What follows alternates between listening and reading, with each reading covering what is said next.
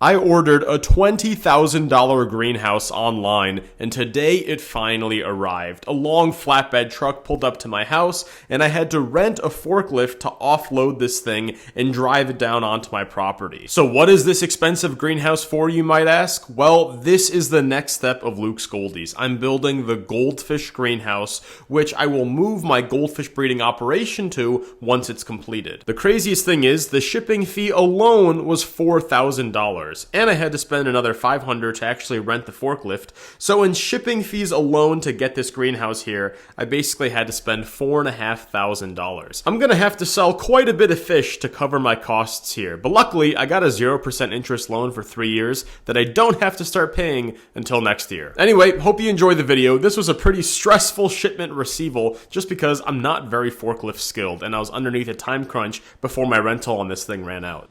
Ladies and gentlemen, the goldfish greenhouse has officially arrived. So let's go pick it up. I had to rent this thing in order to literally just unpack it from the truck. Bye-bye.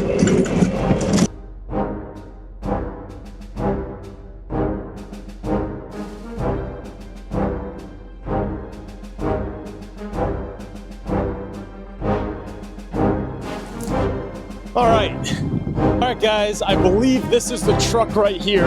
Let me go right over there and ask. Are you here for the goldfish, the greenhouse delivery? Yeah. Luke Goldies? Yeah, Luke's Goldies, yeah. Hi.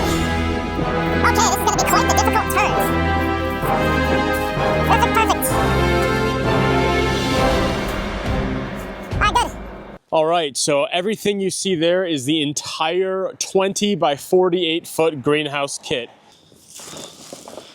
Look at that, guys. That's our galvanized steel right there. All right, guys. The goldfish greenhouse is officially here. Now I just gotta offload all these massive metal pieces and bring them all the way into my property. But we're still taking the straps off. I'm not sure how long that's gonna take, hopefully not too much longer. Okay, I'm not entirely sure what this piece was for, but we're taking it off.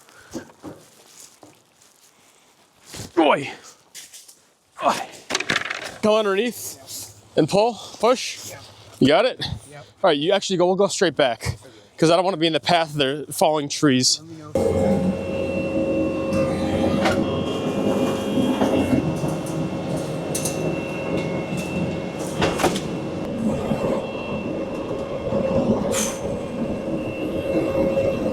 Ay.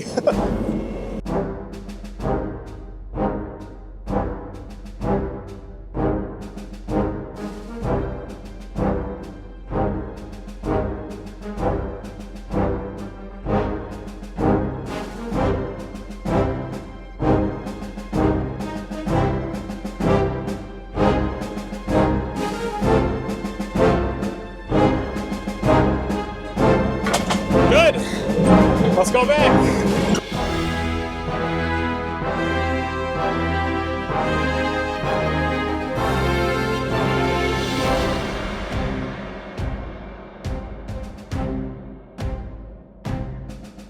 So I think you get the idea of just how long and time consuming it was to unload this shipment. There was a million different pallets, and these pallets were actually way longer than I thought they were. Like very, very wide. I thought they were going to be a standard pallet length. These things were like, you know, double or nearly triple the width of my skid steer. So when I'm driving down my driveway, sometimes it's like hanging off the edges and it's kind of banging the trees and stuff. So this was kind of a stressful process considering I've actually never unloaded or lifted a pallet with a forklift. So I had to really hone in my internalized forklift skills to get those forks exactly where they needed to be and drive this down correctly. I have a little bit of experience with a skid steer, but using the forklift attachment and actually forking something up, I had never done that before. So this was definitely a big learning experience, and I did not realize how long these packages were going to be. So it just made it much harder to balance and do everything. But, you know, fortunately, we were able to do it. And the crazy and super annoying part is that after I struggled with all these super long, wide packages, then the guy tells me, hey, you know, I can just, you know, back into your driveway if you want. And I'm like, bro, you could have told me that like an hour ago. I didn't think that you would be able to back this whole thing all the way down my driveway because it's a pretty long trailer onto his truck. But this guy was actually very skilled. He was able to back this thing all the way down the curved area, you know, just missing a rock by an inch on one side and a tree by another inch on the other side, and was able to back all the way up. So I'm glad he did that because it made the rest of the unloading process a little easier. But bro couldn't have just told me that from the get-go after I was driving up and down with my skid steer the whole time. It would have made it definitely a much easier process. But you know, at least he came now, so it didn't make the finishing up time go faster.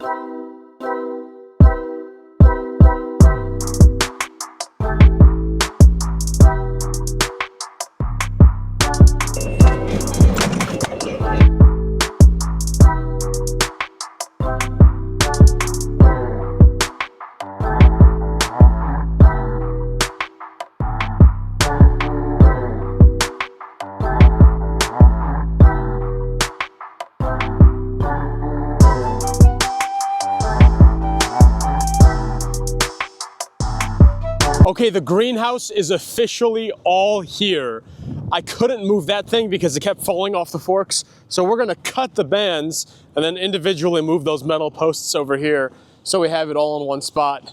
And then, yeah, we'll see what happens from there. But first, let's cut and move all these. So I'll be honest, there were a lot more boxes and parts to this thing than I had originally thought or realized. And just this action of taking these pieces of metal and moving them to this other part of the yard made me realize that this is not going to be an easy task. This is going to be quite the difficult greenhouse to assemble because just moving some metal poles was very, you know, tiring. They're heavy metal poles and there's a lot of them, and that's just scratching the surface of this project. Now let's see what we got here.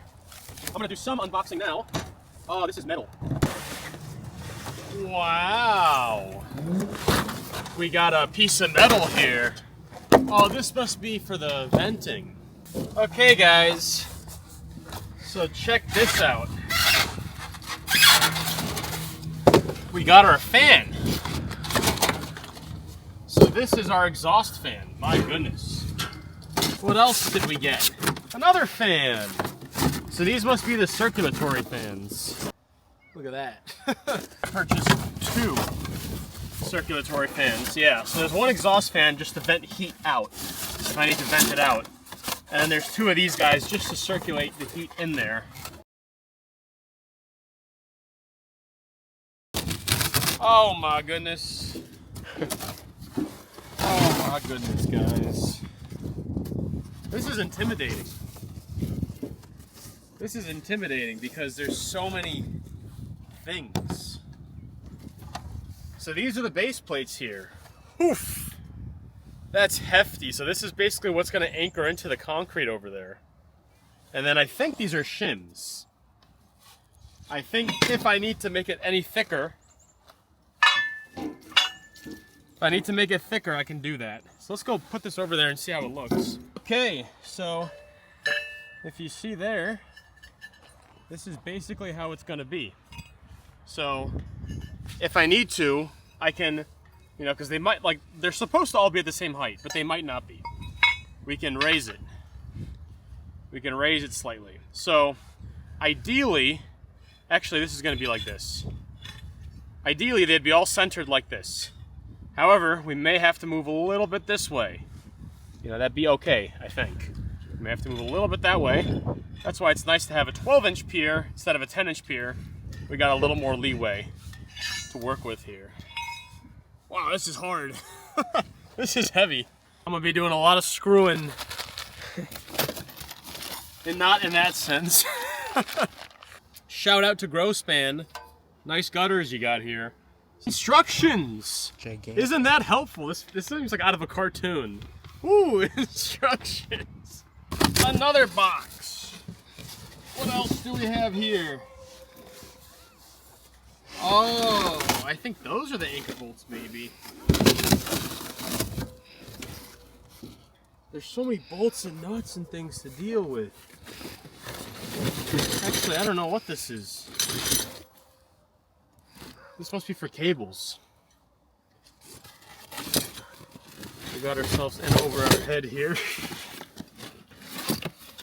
Oh wow. There's lots of metal. I'm gonna buy gloves. I'm gonna buy a good pair of gloves. Man, what is this? Anything in here greasy too? Probably. But these are probably the anchor bolts, I think. This is what's probably gonna hold itself into the concrete. I just gotta figure out how to use an anchor bolt. Another box with more things in it. So some of these I probably want to protect from the rain. I think, because it's like a rubber kind of thing. Oh, look at that. They even gave me sealant. Because I'm going to have to do some sealing. They gave me... Oh. They gave me tape. They gave me sealant. Multi-seal. I'm going to have to assemble every single one of these freaking pieces. Wait, and there's more? More of these, I guess? I guess. And what's in these boxes? Oh, bro, there are more screws. Brother. I may get a dedicated drill for this project. A couple drills, honestly. My goodness, man. More bolts. More silicone. I don't even know what that is. This is a lot of stuff that needs to go inside, though. Alright, cut.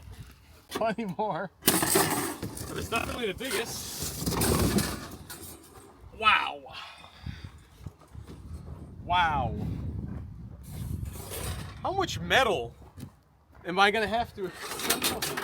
These are all polycarbonate here. I don't know if I even want to open this, honestly, because it's covered right now, so it's not going to get hit by the sun. So those two are probably all polycarbonate.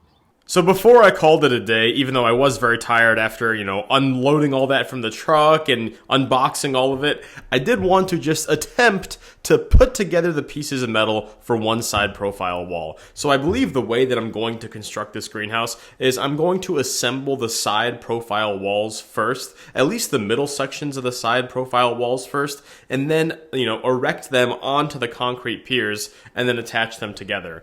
Because I don't want to just start from building them straight onto the piers, because I just don't think that's going to be very stable. I'd like to create a whole, side wall or a side profile wall and erect it onto two of the piers so it can kind of hold itself up nice and well, and then immediately erect a wall next to it and brace them together. So I think if I do this, it'll just be a little more accurate. The difficult thing will be, lifting these walls up and getting them onto the piers. That's going to require some manpower. But I just wanted to see, I just wanted to put the pieces of metal together that was going to be used for one of those. And just that took me, embarrassingly, it took me like a couple hours. Just because there's so many different pieces of metal, and it's really hard to read the directions to see which one's which, because a lot of them are very similar. But I was eventually able to just lay them out. Am I going to build the greenhouse in this video? No, this is going to take months. This is going to take a long time to build, because I'm not hiring it out. I'm doing it myself. But stay tuned. Thanks for watching. And yeah, I'll be building this over the next couple months, and hopefully I'll get it done soon.